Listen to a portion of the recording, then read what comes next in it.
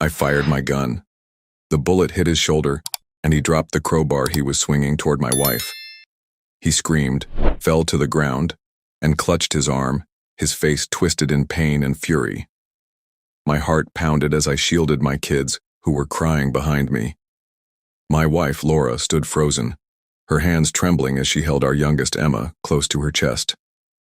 We were on our own ranch, our land, far from the city, fenced and marked with countless no trespassing signs.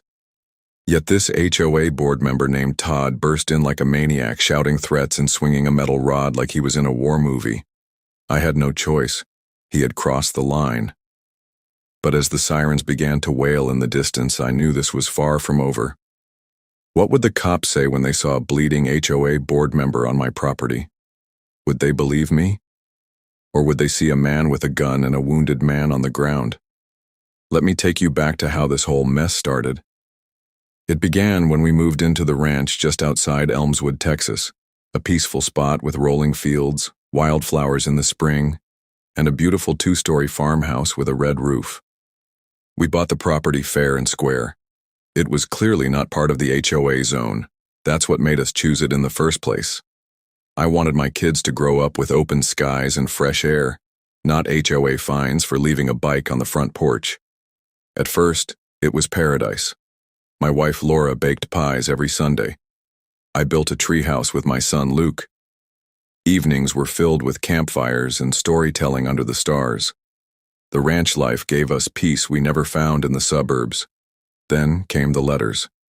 At first they looked like regular mail, no logo, no real return address. The first one said, "You are in violation of Section B HOA Code 12. Remove livestock within 14 days. I laughed. Must be a mistake. My ranch wasn't even within the HOA jurisdiction. I tossed it in the trash. Then the second letter came. This one was more aggressive. Refusal to comply will result in legal action and possible property lien. I frowned and called the HOA office. "Hello," I said. "I think there's a mix-up. I'm not in the HOA. My property is exempt. Was never part of the neighborhood plan." The lady on the phone sighed. "Sir, if your property shares the same access road as HOA members, it's under our regulation." That made no sense. I'd read my land papers 3 times. "My driveway is private," I said. "I own that road. It's carved into my deed." She didn't budge. "We'll be following up." Click. I hung up and stared at the phone. That's when I knew this wasn't a mix-up. It was harassment. Weeks passed. Then one afternoon, Luke came running inside, eyes wide. "Dad, there's a man outside with a clipboard taking pictures." I ran out and caught a short, pudgy man in khakis snapping photos of our barn. "Hey," I shouted, "you're on private property." He looked at me all smug. "This is part of a compliance inspection." "Get off my land," I said, walking toward him. "Now." He rolled his eyes. "You're going to regret this attitude. You'll hear from the board." He left, but not before snapping one last picture of my truck's license plate. That night, I bolted every door. Something about that man unsettled me. The following morning, we found pink notices taped to our gate. Final warning: remove unauthorized structures. Fines exceed $3,000. Laura looked worried. "We can't ignore this anymore, Jack. What if they try to take the ranch?" I calmed her down and told her we'd get a lawyer, but I didn't know yet just how deep this was going to go. The lawyer I hired was a sharp guy named Derek. He flipped through our documents, muttering legal terms under his breath. After an hour, he said, "Jack, you're right. Your land is clearly outside the HOA boundary. You've got the original land survey, the exclusion clause, everything. So they can't touch us?" He nodded slowly. "In theory, no. But these people play dirty. They'll try intimidation, fines, maybe even lawsuits just to drain your bank account. You're not in the wrong, but staying out of court is going to take patience." Patience wasn't easy. The next week, I came home from the feed store and saw a for sale sign hammered into my front yard. In bold black marker across the board, it read, "Foreclosure pending. HOA property reclaim. I nearly ripped the thing out with my bare hands. Luke cried when he saw it. "Dad, are we losing the ranch?" "No," I said firmly. "They're bluffing." But Laura was shaken. "How long before they come after us in person?" That night, I moved my rifle from the gun safe to the coat closet near the front door. Still, I hoped it wouldn't come to that. Then things got quiet. Too quiet. No more letters. No more visits. No more signs. Laura thought maybe they'd given up. But I didn't trust it. I felt something building. One evening, I got a text from a blocked number. It just said, "You've been warned." I showed it to Derek. He said we should file a report, but without a sender, there wasn't much the sheriff could do. Then came the power outage. It was a warm Saturday evening. We were getting ready for movie night, popcorn popping, Emma dancing around in her pajamas. Then suddenly, total darkness. I grabbed a flashlight and went out to check the breaker. Someone had ripped the whole panel off the side of the house. Wires were hanging like spaghetti. I looked around and spotted fresh tire tracks in the dirt leading toward the back gate. They had been here. That's when I told Laura, "From now on, we keep the kids inside after sunset." Still, we didn't want to run. This ranch was our dream. We couldn't just give it up to bullies.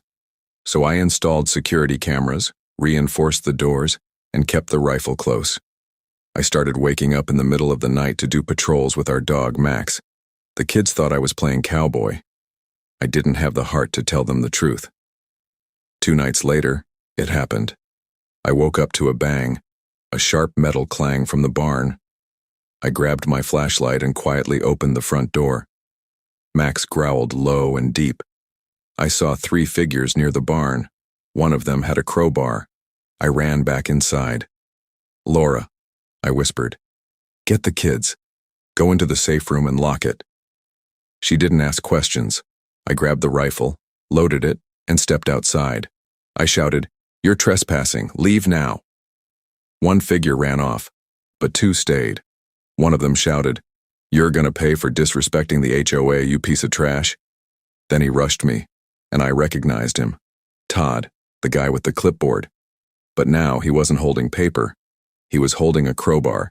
He charged toward Laura, who was just closing the back door behind her. And I had to pull the trigger. The shot echoed through the night. Todd collapsed, clutching his shoulder, screaming. And just then, sirens. The sheriff's car lights painted the trees in blue and red. But what would they do when they found me, gun in hand, and Todd, an HOA member, bleeding on my land? Would they believe me? Or would they arrest me?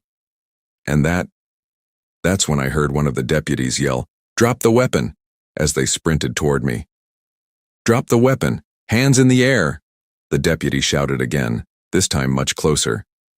The blinding beam of a flashlight hit me square in the eyes as several more officers came rushing through the trees, their boots crunching against the gravel path. I slowly laid the rifle down in the dirt and raised my hands high. My heart pounded in my chest. Behind me, I could hear Laura calling out, "Please don't shoot, he was protecting us." One officer approached and quickly secured the rifle while another yanked my hands behind my back and cuffed me. "Sir, you are being detained for the discharge of a firearm. You have the right to remain silent." I didn't want to shoot him, I interrupted, still dazed. "He was coming at my wife with a crowbar. He broke into my property.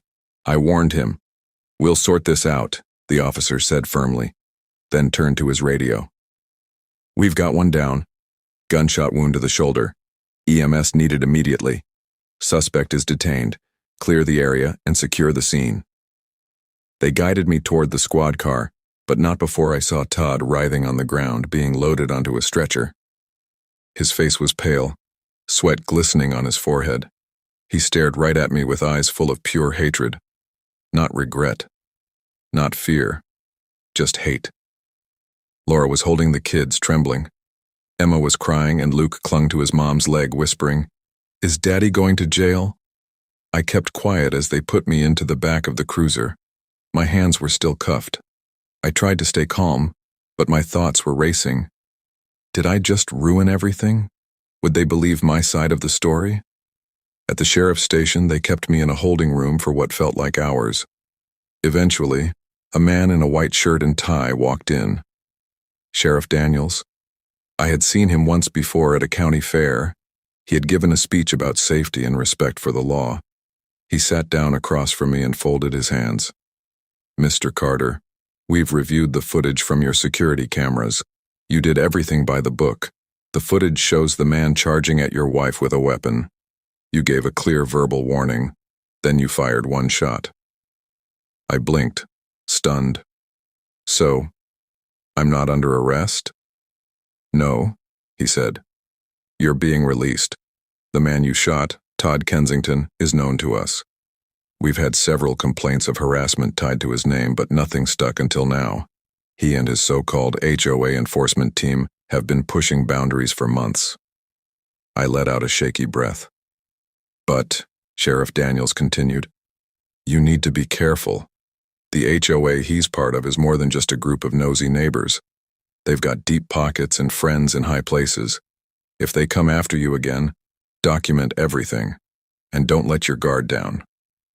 When I walked out of the station, Laura was waiting for me in the truck. The moment I saw her, I pulled her into a hug and just held her. The kids were asleep in the back seat.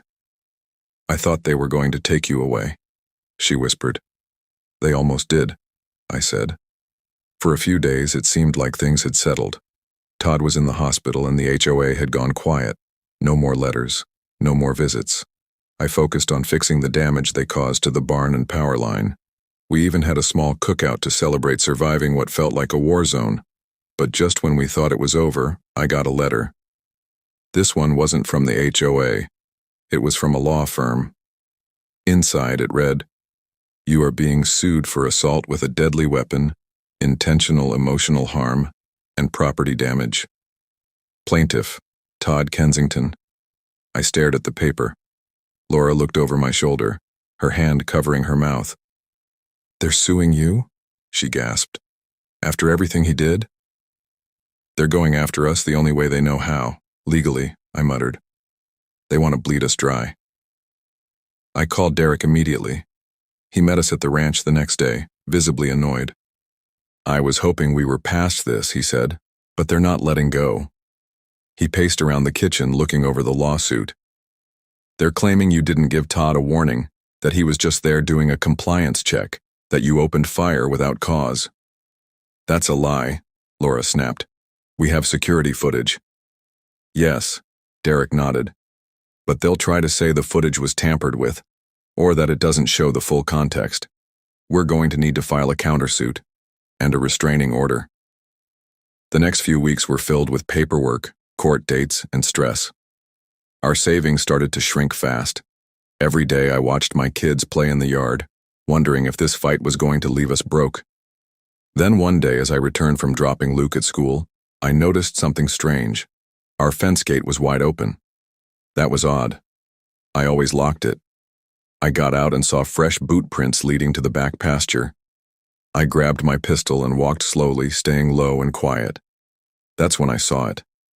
A huge pile of dead hay had been set on fire, right next to our horse stables. The flames were high and smoke was thick in the air. "Laura!" I screamed, running toward the house. "Go to call 911, fire!" I grabbed a shovel and ran back, trying to beat down the flames before they reached the barn. Laura rushed out with the garden hose. Together, we managed to slow the spread, but the haystack burned to ash and one side of the barn's wall was scorched black.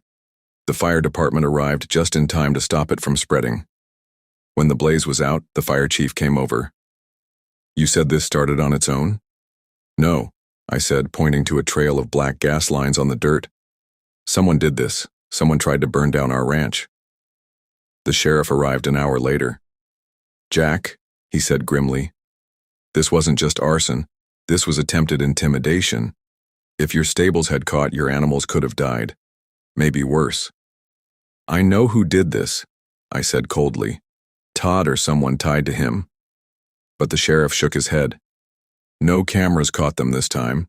It's going to be tough to prove unless they slip up." I clenched my jaw. Then we make it hard for them to come back. I installed more cameras, tripwire alarms, motion lights, and reinforced the barn. Laura didn't let the kids out of her sight. But the worst part wasn't the lawsuit or the fire. It was the fear, the feeling that no matter what we did, they'd come back. We were tired, worn down, but not broken. And just when we thought we'd seen the worst, we woke up to a sheriff's cruiser at the gate and a fresh court order in his hand. This time, they weren't suing me. They were trying to take full custody of our kids, claiming the ranch was an unsafe environment due to fire hazards, firearms, and an unstable father. Laura screamed when she read it. And I knew then, this wasn't just about land anymore. They wanted to destroy us completely. I stood there, barefoot on the porch, staring at the court order in the sheriff's hands. The paper shook slightly in the breeze, but its words hit like a hammer. Petition for emergency removal of minor children from unsafe living conditions. My knees almost buckled. They're trying to take my kids, I muttered. Sheriff Daniels looked as heartbroken as I felt. I had to serve it, Jack, but it's not final. It's a hearing request. The HOA's lawyers filed it under emergency grounds. A judge will decide if Child Protective Services needs to intervene.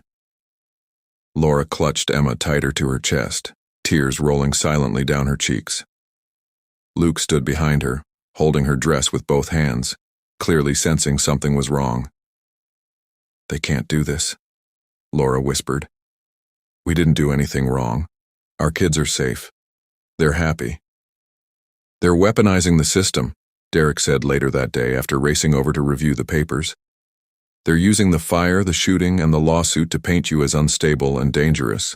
This is a move of pure desperation, but we won't let it stand. He started calling in favors, working day and night to prepare for the hearing. We gathered character references from our pastor, school teachers, even the town vet. Everyone knew we were a loving family, but the thought that someone could twist the truth this badly, it was terrifying. That night, I held Laura as she cried in our bed. They don't just want the land, she said. They want to erase us. I didn't sleep. I sat by the window with the rifle on my lap, watching the shadows shift across the yard.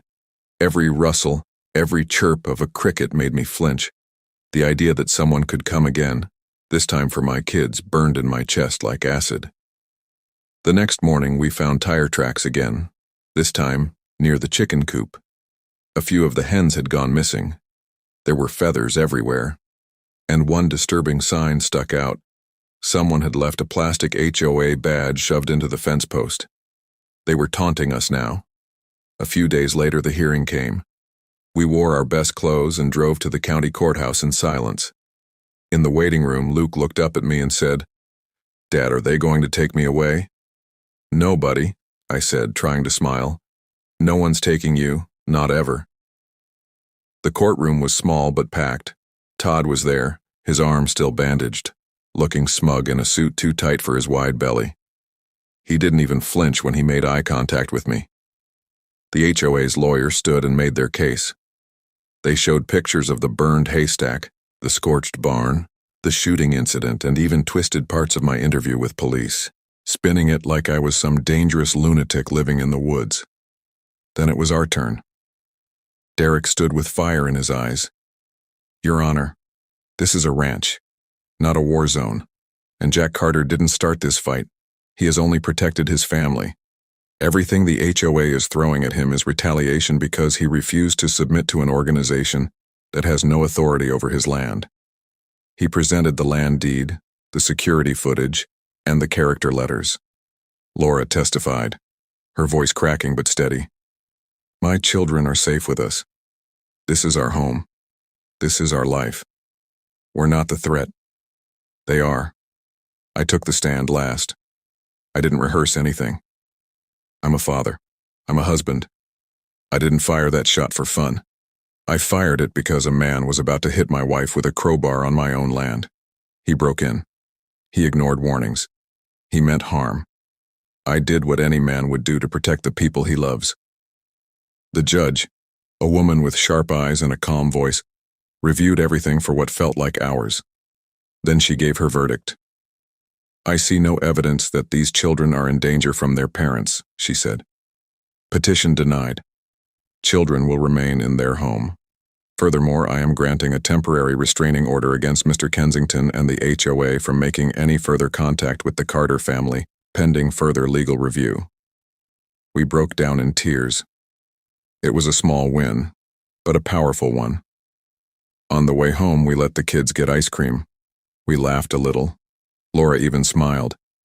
It felt like the first bit of sun after a storm, but the clouds weren't gone yet. That night, as I reviewed the security footage on my laptop, footage from just a few hours before the hearing, I saw something that made my skin crawl. A dark SUV, parked just outside our fence line. The license plate had been taped over. A figure climbed out, walked to the gate, and slipped something into the mailbox. Then they turned to the camera and waved. It wasn't Todd this time. It was someone else. Someone I didn't recognize. And suddenly, I realized this might go deeper than just one man with a grudge. I walked outside with my flashlight and opened the mailbox. Inside was a small black envelope. No name, no return address, just a message on a folded card. "The HOA is only the beginning." I stared at the words, my breath caught in my throat. Who else was involved? What did they mean? And what were they going to do next? I stood there in the dark, the wind rustling through the trees, still holding that black envelope in my hand. My fingers gripped it tightly like it might vanish if I let go. The words inside kept echoing in my head. The HOA is only the beginning. That night, I didn't go back to sleep. I sat at the kitchen table while Laura and the kids rested upstairs, the envelope lying open in front of me. I stared at it for hours, wondering what the message meant. A threat? A warning? Or something more dangerous? By sunrise, I had made up my mind. I called Derek. "You ever heard of anyone using the HOA to cover something up?" I asked. He hesitated. "What do you mean?" I explained everything. The black envelope, the shadowy figure, the blocked plates. He was silent for a long moment. Then he said something that sent chills down my spine. "Jack, I've heard rumors that in some parts of the state certain landowners are being pressured into selling. There's talk of shell companies hiding behind fake HOAs to grab land near energy reserves or data corridors. Your ranch, it's near one of those new fiber optic routes, isn't it?" I felt like a truck had just slammed into my chest. "Yes," I whispered. "The cable trucks were out here a few months ago, surveying near the road." "Well," Derek said grimly, "I think it's time we find out exactly who is behind that HOA." He started digging, and I started preparing. I reinforced the windows, added backup batteries to the cameras, bought more food and water, recharged the emergency radio. I even called a few of my old army buddies just in case, because if this went deeper than a nosy neighbor, then we were going to need more than legal help. That same day, I noticed something strange in the field by the back fence. A row of small metal stakes had been driven into the ground about 50 feet into my property. They hadn't been there yesterday. I walked over to inspect them and found pink survey tape tied around each one. On the tape, printed in small text, were the letters ESC Private Development Division. I took pictures, yanked every stake out of the ground and tossed them in the shed. Then I called the county zoning office. They confirmed what I feared. There was a company called Evergreen Strategic Consolidations that had submitted a land development application. They claimed my ranch land was common area property under their proposed expansion plan. They were literally trying to redraw the map and steal my land on paper. I wasn't just fighting Todd anymore. I was fighting a corporation. I went to confront Todd that afternoon, against Laura's wishes. He was back in his fancy gated HOA neighborhood, sitting on his front porch like a king surveying his kingdom. When he saw me, he stood up, clearly smug. Well, the cowboy's back," he sneered. "You need to tell me who Evergreen Strategic is," I said, "because if you're working with them to take my land—" He interrupted with a smirk. "It's bigger than you, Jack. You think you're protecting your family, but you're standing in the way of progress. We gave you a chance to play ball. You refused. Now you'll lose everything. I took a step closer, my fists clenched. If anything happens to my wife or my kids again, if I even see one more surveyor stake on my land, I swear, Todd, I'll make sure you end up in a cell so far underground they'll have to pipe in sunlight. He didn't even blink, just smiled. Careful now, soldier. You're already on thin ice. I turned and walked away, but I saw it in his eyes, the fear. He thought I was bluffing. I wasn't. That evening, Derek called. I found something. Evergreen Strategic is owned by a holding firm based out of Delaware, Shell Company. But it gets worse. They just filed for eminent domain authorization. They're claiming the land is needed for critical infrastructure. That means they want the government to help them take it. I felt sick. This is a land grab, I said. Yes, Derek replied, and they're using Todd and the HOA as the front. That night I stayed outside on watch again. Around 2 a.m. I heard Max barking near the barn. I grabbed my flashlight and rifle and ran out. What I saw made my blood freeze. 2 men in all black, masks, gloves, and bolt cutters, were crouched near the livestock fence trying to cut it open. "Hey!" I yelled, aiming the rifle. "Drop it! You're trespassing on private land." They froze. One of them reached for something on his belt. I fired a warning shot into the dirt just inches from his feet. "Don't even think about it," I roared. They turned and ran toward a dark truck waiting at the tree line. I chased them far enough to get the plate number before they peeled off down the dirt road. I called the sheriff again. Daniel showed up fast. "They're pushing," he said, shaking his head, "trying to provoke you into doing something they can use against you." "They already tried taking my kids," I growled. "They burned my hay. They trespassed again. How much more are we supposed to take?" Sheriff Daniels put a hand on my shoulder.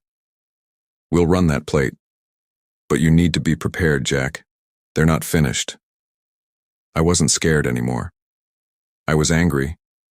And when I woke up the next morning, I made a decision. If they wanted a war, they were going to get one. But I wasn't just going to fight back. I was going to expose them. With the court date for the lawsuit fast approaching, and more strange activity showing up on my property, I called in reinforcements, friends from my old unit, tech-savvy guys, one who even worked cybersecurity. We set up hidden trail cams with night vision, motion sensors, audio traps, anything and everything that could help us track what these people were doing. And then, something happened. 3 nights later, while monitoring one of the trail cams on my laptop, I saw a black SUV pull up to the far north fence, where my land met the edge of the proposed expansion zone. 3 men got out. One of them was not from the HOA. It was someone from the county zoning board, and he handed over a folder to the other men. Then he said something that the audio caught perfectly clear. "Phase 1 starts next week.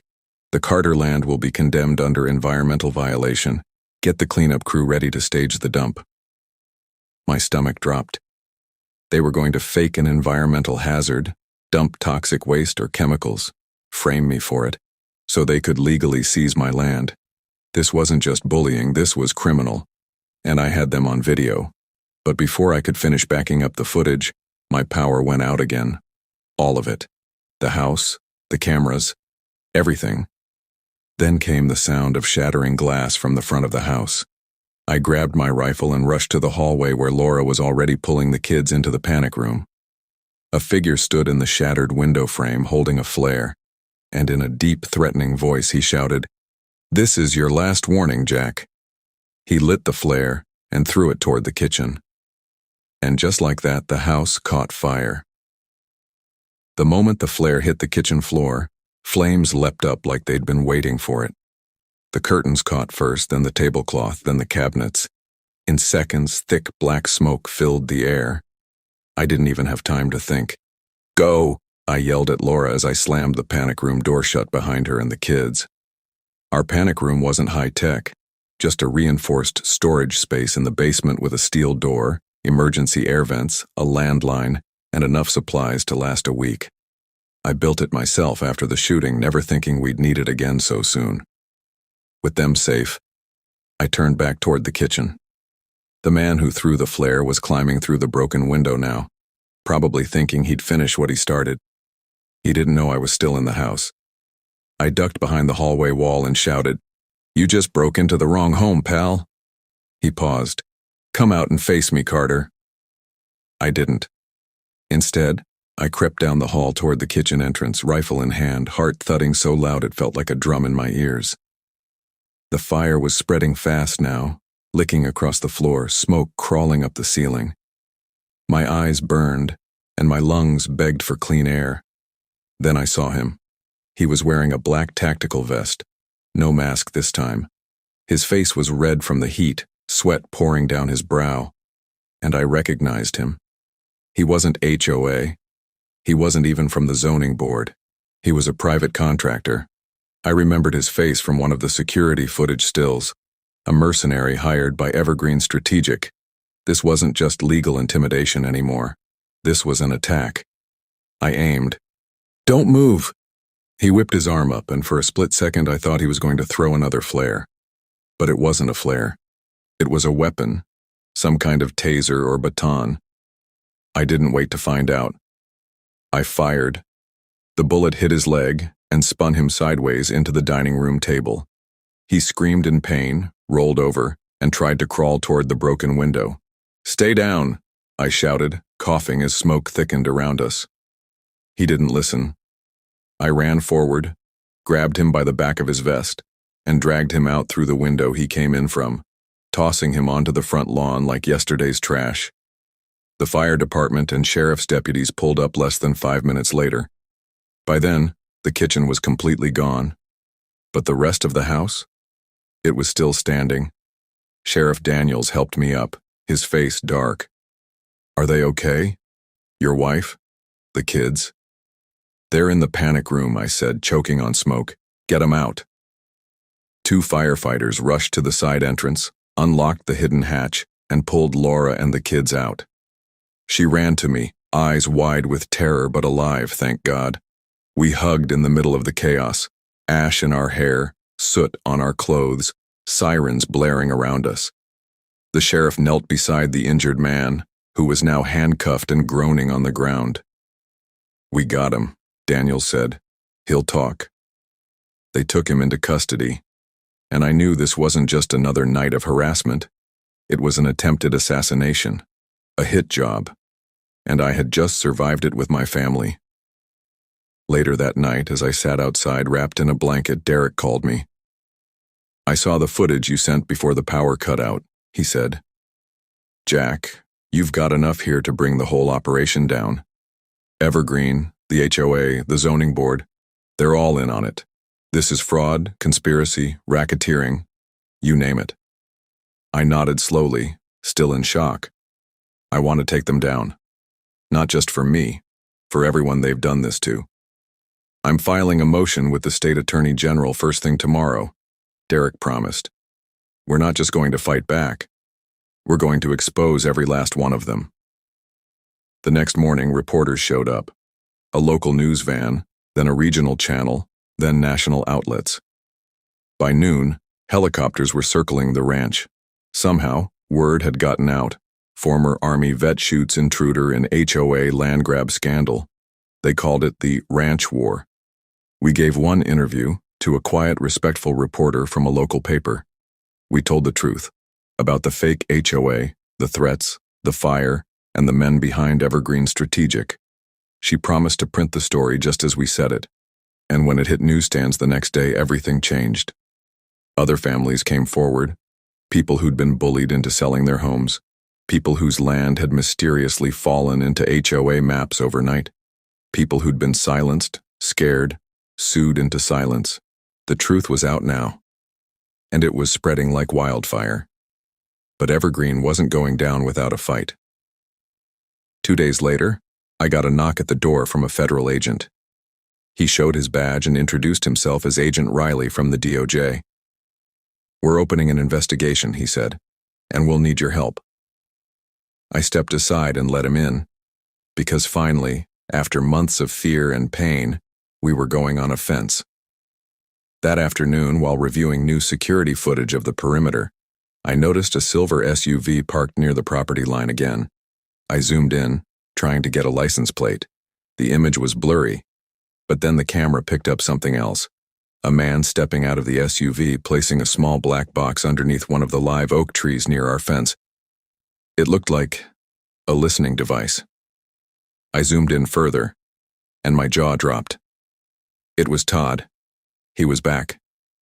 Despite the restraining order, despite the court hearings, despite everything, and I had him on camera committing federal wiretapping, the same Todd who swore in court that he had no further contact with the Carter family.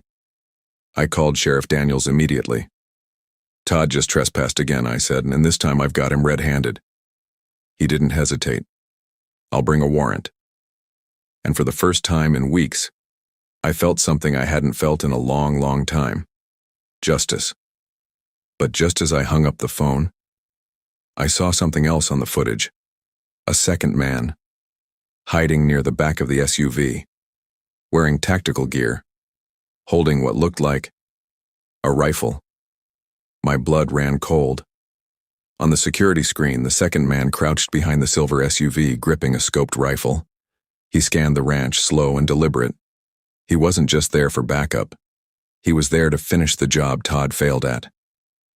I jumped to my feet and raced outside, radioing the sheriff's department with one hand and holding my rifle with the other. "Daniels!" I shouted into the handset. "There's another man, armed, hiding behind the SUV near the south fence. I'm going out to meet him, but I need backup. Now."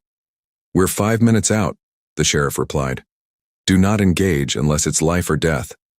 But it was already too late for that. By the time I reached the back field, the sun was dipping low, casting long shadows over the grass. The silver SUV sat idle just outside the fence line, driver's door open. The listening device Todd planted was still blinking beneath the tree. I crouched low behind a water trough, scanning the area. Then I heard it, snapping twigs to my left. I turned just as the man stepped out from behind a tree, rifle aimed right at me. "You should have walked away, Carter," he said in a gravelly voice. "But now it's too late." I didn't hesitate. I dove sideways and fired 2 shots. One missed. The other clipped his shoulder, causing him to stumble and fall behind a pile of rocks. He groaned but quickly ducked down, returning fire, bullets zipping past me and kicking up dirt. The standoff had begun. We were locked in a deadly silence between shots. Every few seconds, one of us would fire blindly, trying to outflank the other. The sun dipped lower, bathing the field in gold and red. My heartbeat was thunder in my ears. Then I saw movement. Todd. He was trying to sneak back to the SUV while the other man kept me pinned down. I couldn't let him get away. I aimed and shouted, "Stop right there, Todd. You take one more step and I swear." That's when the sirens blared. Sheriff Daniels' cruiser came roaring up the dirt road with 2 more behind him. Deputies leaped out with rifles drawn. "Drop your weapons," they shouted. The man behind the rock stood slowly, hands raised, blood dripping from his shoulder. Todd froze by the SUV, mouth open. They were surrounded. The deputies cuffed both men, reading their rights while dragging them off the property. One officer retrieved the planted listening device and the scoped rifle, labeling them as evidence. Sheriff Daniels walked over to me. "You all right?" "Yeah," I said, still catching my breath. "We almost didn't make it." He shook his head. "They crossed the line, and now they're going to pay." Over the next few weeks, everything changed. The Department of Justice opened a full investigation. Evergreen Strategic was exposed for running illegal land grabs using fake HOAs as fronts. Dozens of officials, including the county zoning agent, were arrested for fraud, racketeering, bribery, and conspiracy. Todd? He was hit with multiple federal charges, including attempted arson, unlawful surveillance, attempted assault with a deadly weapon, and conspiracy to commit murder. The armed mercenary who'd come with him was a former dishonorably discharged Marine with ties to several land disputes in 3 other states. They both went to trial, and they both were convicted.